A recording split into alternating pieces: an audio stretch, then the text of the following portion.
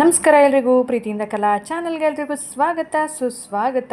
ಹಾಗೆಯೇ ಈ ವಿಡಿಯೋನ ಕೊನೆಯ ತನಕ ನೋಡಿ. ಇಷ್ಟ ಆದರೆ ಪ್ಲೀಸ್ ಒಂದು ಲೈಕ್ ಮಾಡಿ, ಶೇರ್ ಮಾಡಿ, ಸಬ್ಸ್ಕ್ರೈಬ್ ಮಾಡಿ.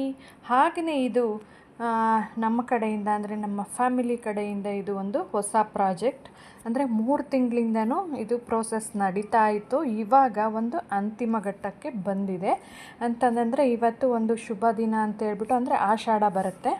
ಹಾಗಾಗಿ ಇವತ್ತು ಶುಕ್ರವಾರ 6:40ಕ್ಕೆ ರೆಡಿಯಾಗಿ ಪೂಜೆ ಮಾಡಿ ಎಲ್ಲ ಸಾರಿಸಿ ಪೂಜೆ ಮಾಡಿ ಅಡುಗೆ ಮಾಡಿ ಎಲ್ಲ ತೊಗೊಂಡು ಕಟ್ಕೊಂಡು ರೆಡಿಯಾಗಿದ್ದೀವಿ. ಎಲ್ಲಿಗೆ ಅಂದರೆ ಊರಿಗೆ ಹೋಗ್ತಾಯಿದ್ದೀವಿ, ಅಂದರೆ ನಮ್ಮ ಮನೆಯವ್ರ ಊರಿಗೆ.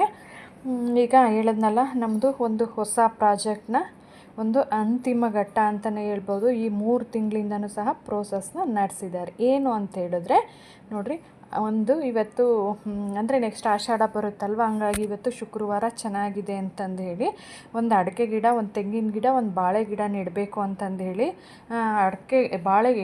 ತೆಂಗಿನ ಗಿಡನ ನಮ್ಮ ಮಾವನ ಹತ್ರ ನೆಡೆಸಿ, ಅಡಿಕೆ ಗಿಡನ ನನ್ನ ಮಗಳ ಹತ್ರ ಹಾಕ್ಸ್ರಿ ಅಂತಂದು ಹೇಳ್ಬಿಟ್ಟು ಜ್ಯೋತಿಷಿಗಳು ಹೇಳಿದರು. ಹಾಗಾಗಿ ನಮ್ಮ ಮಾವ ಫಸ್ಟು ತೆಂಗಿನ ಗಿಡ ಮತ್ತು ಬಾಳೆ ಗಿಡನ ಇಡ್ತಾ ಇದ್ದಾರೆ. ಅದಕ್ಕೆ ಪೂಜೆ ಮಾಡಿಬಿಟ್ಟು ಸ್ವಲ್ಪ ಹಬ್ಬದ ಅಡುಗೆ ಎಲ್ಲ ಮಾಡಿಬಿಟ್ಟು ಇಡಬೇಕು ಅಂತಂದು ಹೇಳ್ಬಿಟ್ಟು, ನನಗೂ ಇದು ಫಸ್ಟು, ನಮ್ಮ ಅತ್ತೆಗೂ ಫಸ್ಟು. ಅದಕ್ಕೆ ಶಾಸ್ತ್ರಿಗಳನ್ನ ಕೇಳಿ, ಗೊತ್ತಿರೋರನ್ನ ಕೇಳಿ, ನಮಗೆ ಹೆಂಗೆ ಬರುತ್ತೋ ಹಂಗೆ ಬಂದಂಗೆ ಸ್ವಲ್ಪ ಪೂಜೆ ಮಾಡಿದ್ದೀವಿ. ಈಗ ಅವ್ರು ನಮ್ಮ ಮಾವ ತೆಂಗಿನ ಗಿಡ ಇಟ್ಬಿಟ್ಟು, ಈಗ ನನ್ನ ಮಗಳು ಅಡಿಕೆ ಗಿಡಕ್ಕೆ ಹೇಳ್ಕೊಟ್ಟಂಗೆ ಪೂಜೆ ಮಾಡಿಬಿಟ್ಟು ನೆಡ್ತಾ ಇದ್ದಾಳೆ.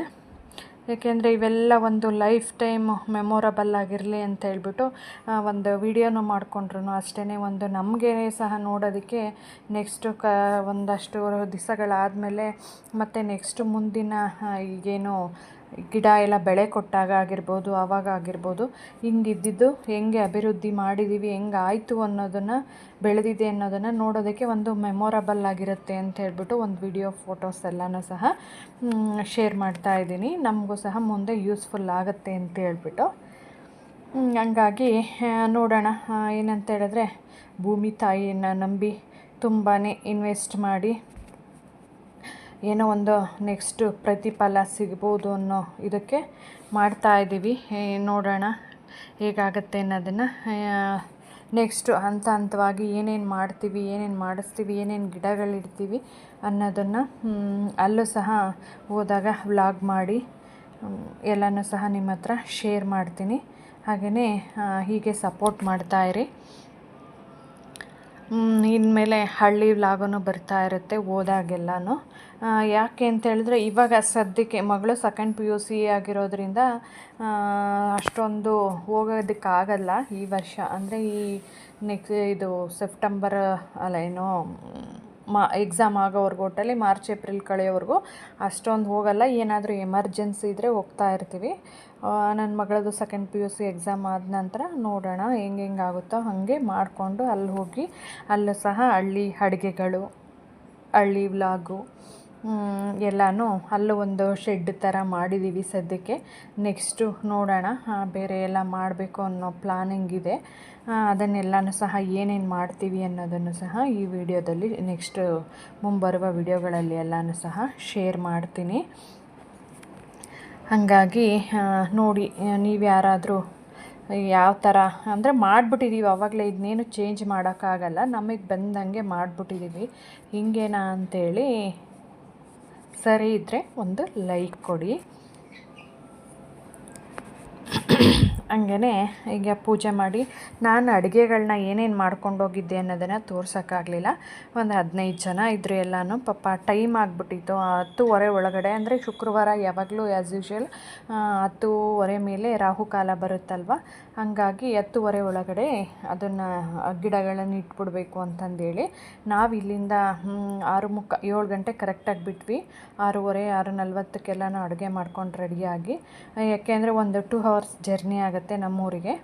ಹಂಗಾಗಿ ಅಲ್ಲೋಗಿ ಎಲ್ಲನೂ ಹಿಂಗೆ ರೆಡಿ ಮಾಡಿಕೊಂಡು ಪೂಜೆ ಮಾಡೋ ಅಷ್ಟೊತ್ತಿಗೆ ಆಗೋಯಿತು ಕರೆಕ್ಟಾಗಿ 10:30. ಊಟ ಮಾಡಬೇಕಾದ್ರೆ 11 ಗಂಟೆ ಆಗೋಯಿತು. ಹಂಗಾಗಿ ಲೇಟ್ ಆಗಿದ್ದರಿಂದ ಏನೇನು ಮಾಡ್ಕೊಂಡಿದೆ ಅನ್ನೋದನ್ನು ವಿಡಿಯೋ ಮಾಡೋದಕ್ಕಾಗಲಿಲ್ಲ. ಹಾಗೇ ಇದೆಲ್ಲನೂ ಸಹ ಇದು HD ಪೈಪು ಎಲ್ಲ ಬಂದುಬಿಟ್ಟಿತ್ತು ಡ್ರಿಪ್ಗೆಲ್ಲನೂ, ಅದನ್ನೆಲ್ಲ ಅನ್ಲೋಡ್ ಮಾಡ್ತಾಯಿದ್ರು. ಅದಕ್ಕೋಸ್ಕರನೇ ನಾವು ತುಂಬ ಬೇಗನೆ ಹೊರಟ್ಬಿಟ್ಟು ಬಂದ್ವಿ. ಯಾಕೆಂದರೆ ಅವ್ರದ್ದು ಬೆಂಗಳೂರಿಂದ ಐಟಮ್ಸ್ ಎಲ್ಲ ಬರ್ತಾಯಿತ್ತು, ಹಂಗಾಗಿ ಬೇಗನೆ ಬಂದ್ವಿ. ಹಾಗೇ ಅಲ್ಲಿ ಊರಲ್ಲಿ ಒಂದು 5 ಜನ ಪೂಜೆ ಮಾಡಬೇಕು ಅಂತೇಳ್ಬಿಟ್ಟು ನಮ್ಮ ಮನೆಯವರ ಕಸಿನ್ಸ್ನ ಅವ್ರನ್ನ ಕರೆದಿದ್ವಿ. ಅವರು ಬಂದಿದ್ದರು. ಹಂಗೆ ಈಗ ಕೂತ್ಕೊಂಡು ಒಂದು ವಿಡಿಯೋ ಮಾಡಿಕೊಂಡೆ.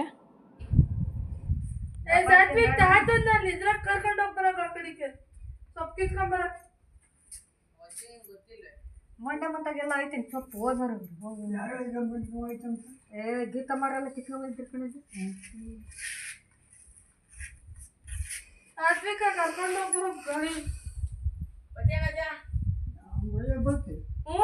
ಬರುತ್ತೆ ಹೋಗು.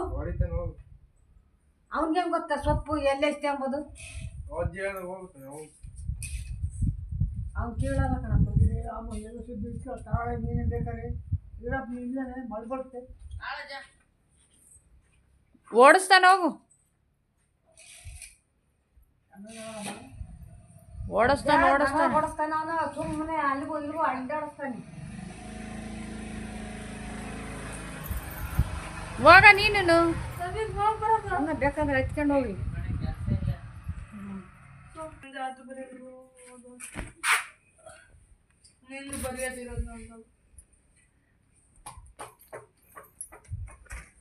ನೋಡಮ್ಮ ಇವನ್ನೆಲ್ಲ ತಿರ್ಸಿ ಏನ್ ಮಾಡ್ತಾನಮ್ಮ.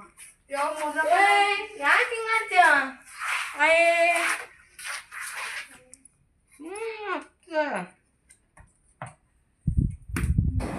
ಹಾಗೆಯೇ ಬೆಳಗ್ಗೆನೇ 4 ಗಂಟೆಗೆ ಎದ್ದು ಮತ್ತು ಹಿಂದಿನ ದಿವಸ ಗುರುವಾರ ರಾತ್ರಿ 12 ಗಂಟೆವರೆಗೂ ಎದ್ಬಿಟ್ಟು ಪುಳಿಯೋಗರೆ ಗೊಜ್ಜು, ಬೆಳಗ್ಗೆ ಎದ್ಬಿಟ್ಟು ಶಾವಿಗೆ ಪಾಯಸ ಮತ್ತು ಹಪ್ಪಳ ತೇಲಿಸ್ಕೊಂಡು, ಅನ್ನ ಮಾಡಿಕೊಂಡು, ರಸಮ್ ಮಾಡಿಕೊಂಡು, ಮತ್ತು ಕೋಸಂಬರಿ ಮಾಡಿಕೊಂಡು ಎಲ್ಲ ಮಾಡಿಕೊಂಡು ಎಲ್ಲ ನೆಲ ಸಾರಿಸಿ ವಾರ ಅವತ್ತು ಶುಕ್ರವಾರ ಪೂಜೆ ಮಾಡಿಕೊಂಡು ಮಕ್ಕಳಿಗೆಲ್ಲ ರೆಡಿ ಮಾಡಿಸಿ ನಾನು ಸ್ನಾನ ಮಾಡಿಕೊಂಡು ರೆಡಿಯಾಗಿ ಅವೆಲ್ಲ ಬಾಕ್ಸ್ಗಳಿಗೆಲ್ಲ ಕಟ್ಕೊಂಡು ಏನೇನು ತೊಗೋಬೇಕು ಅಂತೇಳ್ಬಿಟ್ಟು ಸಾಯಂಕಾಲದವರೆಗೂ ಊಟ ತಿಂಡಿ ಎಲ್ಲನೂ ತಗೊಂಡು ಕಟ್ಕೊಂಡು 6:45ಗೆ 7 ಗಂಟೆಗೆ ಬಿಟ್ಟಿದ್ದು. ಇಲ್ಲಿಗೆ ಬರೋದಕ್ಕೆ ಒಂದು 2 ಅವರ್ಸ್ ಆಗುತ್ತೆ ಜರ್ನಿ.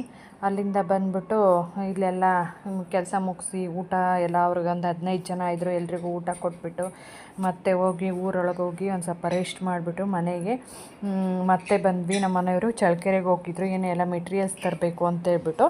ಹಿಂಗೆ ಒಂಚೂರು ವಾಕ್ ಮಾಡೋಣ ಅಂತಂದೇಳ್ಬಿಟ್ಟು ಹಿಂಗೆ ಓಡಾಡ್ತಾ ಇದ್ದೆ. ಸ್ವಲ್ಪ ಬೆಳಗ್ಗೆಯಿಂದ ಏನು ಮಾಡಿರಲಿಲ್ವಲ್ವ ಅವತ್ತು ವಾಕು, ಹಾಗಾಗಿ ಸ್ವಲ್ಪ ವಾಕ್ ಆದರೂ ಆಗುತ್ತೆ. ಮತ್ತು ಅಕ್ಕಪಕ್ಕದಲ್ಲೆಲ್ಲ ನಾನು ಯಾವತ್ತೂ ಬಂದುಬಿಟ್ಟು ಹಿಂಗೆ ಟೈಮ್ ಸ್ಪೆಂಡ್ ಮಾಡಿರಲಿಲ್ಲ. ಯಾಕೆ ಅಂತೇಳಿದ್ರೆ ಇದು ಇಷ್ಟು ದಿವಸನೂ ದಿನ್ನೇವಲ್ಲ ಅಂದರೆ ಬೆದ್ಲು ಅಂತಾರಲ್ವ, ಅದು ಅಲ್ಲೇನು ನೀರಾವರಿ ಇಟ್ಟಿರಲಿಲ್ಲ. ಬರೀ ಮಳೆಗಾಲದಲ್ಲಿ ಸ್ವಲ್ಪ ಕಡಲೆಕಾಯಿ ಹಾಕ್ಕೊಡೋರು. ಈಗ ಅವ್ರಿಗೆ ಮತ್ತೆ ನಮ್ಮ ಅವಂಗೆ ಸ್ವಲ್ಪ ವಯಸ್ಸಾಯ್ತಲ್ವ, ಈಗ ಹಂಗಾಗಿ ಅವರು ಇತ್ತೀಚೆಗೆ ಏನು ಮಾಡ್ತಾ ಇರಲಿಲ್ಲ, ಬಿಟ್ಬಿಟ್ಟಿದ್ರು. ಇದು ಅಲ್ಲೇ ಒಂದು 5-6 ವರ್ಷದ ಪ್ರಾಜೆಕ್ಟ್. ಅಂದರೆ ಮಾಡಬೇಕು ಅಂದ್ಕೊಂಡು ಬೇಡ ಅಂತ ಅನ್ನೋದು, ಬೇರೆ ಏನೋ ಯೋಚನೆ ಮಾಡೋದು, ಹಿಂಗೆ ಆಗಿ ಮುಂದೆ ಹಾಕ್ತಾ ಇದ್ವಿ. ಈ ವರ್ಷ ನೋಡೋಣ ಅಂತಂದೇಳ್ಬಿಟ್ಟು ಸ್ಟಾರ್ಟ್ ಮಾಡ್ಕೊಂಡಿದ್ದೀವಿ. ನೋಡೋಣ, ದೇವ್ರ ದಯದಿಂದ ತುಂಬಾ ಇನ್ವೆಸ್ಟ್ ಮಾಡಿದ್ದಾರೆ, ಏನಾಗುತ್ತೆ ಅನ್ನೋದನ್ನು ನೋಡೋಣ. ಒಳ್ಳೆಯದಾಗಲಿ ಅಂತ ನೀವು ಸಹ ಆಶೀರ್ವಾದ ಬ್ಲೆಸ್ ಮಾಡಿ. ಹಾಗೇ ಎಲ್ಲ ಸುತ್ತಾಡ್ಕೊಂಬಂದ್ಬಿಟ್ರು ನೋಡಿ. ಪಕ್ಕದಲ್ಲಿ ಕಡಲೆ ಗಿಡ ಹಾಕಿದ್ದಾರೆ. ಈ ಕಡಲೆ ಗಿಡ ಪಾಪ ಈ ಮಳೆ ಇಲ್ಲ, ಮಳೆ ಹೊರಟೋಗಿ ಎಲ್ಲ ಒಣಗ್ತಾ ಇದ್ದಾವೆ. ಹೂವು ಬಿಟ್ಟಿದೆ, ಆದರೂ ಮಳೆ ಇಲ್ಲ. ಮಳೆ ಬಂದರೆ ಪಾಪ ಚೆನ್ನಾಗಾಗತ್ತೆ. ನಾವು ಅದರಲ್ಲೇ ಸ್ವಲ್ಪ ಸೊಪ್ಪು ಅದೆಲ್ಲ ಇದೆಯಾ ಅಂತಂದೇಳ್ಬಿಟ್ಟು ನೋಡೋಣ ಅಂತ ಎಲ್ಲ ಹುಡುಕ್ತಾ ಇದ್ದೆ. ದಿನೇ ಸೊಪ್ಪು ಚೆನ್ನಾಗಿರುತ್ತಲ್ಲ, ಹಂಗಾಗಿ ಎಲ್ಲ ಹುಡುಕ್ತಾ ಇದ್ದೆ. ಇಲ್ಲಿ ಅಕ್ಕಪಕ್ಕದಲ್ಲಿ ಹಂಗೆ ನಮ್ಮ ಮನೆಯವರ ಕಸಿನ್ಸ್ ಎಲ್ಲನೂ ಜಮೀನಿರೋದು, ಅದಕ್ಕೆ ಏನೇನು ಹಾಕಿದ್ದಾರೆ ಅಂತೇಳ್ಬಿಟ್ಟು ಎಲ್ಲ ನೋಡೋಣ ಅಂತ ನೋಡ್ತಾ ಇದ್ದೆ. ಮತ್ತು ನಮ್ಮ ಮನೆಯವ್ರು ಬಂದ್ರೇನೋ ಕಾರ್ ಬಂತು ಅಂತ ನೋಡಿದೆ, ಅದಲ್ಲ. ಹಾಗೆ ನೋಡ್ರಿ, ಹಿಂಗೆ ಎಲ್ಲ ಓಡಾಡಿಕೊಂಡು ಮಕ್ಕಳಿಗೂ ಎಲ್ಲ ಜಮೀನು ಯಾರ್ಯಾರ್ದು ಏನು ಅನ್ನೋದನ್ನೆಲ್ಲನೂ ತೋರಿಸ್ಕೊಂಡು, ಅವರು ಅಷ್ಟೇ ಇಲ್ಲಿಗೆ ಬಂದಿರೋದೇ ತುಂಬ ಕಡಿಮೆ. ನನ್ನ ಮಗ ಚಿಕ್ಕವನಿದ್ದಾಗ ಬಂದಿದ್ದು ನೋಡ್ರಿ, ಇಬ್ಬರು ಕಿತ್ತಾಟ.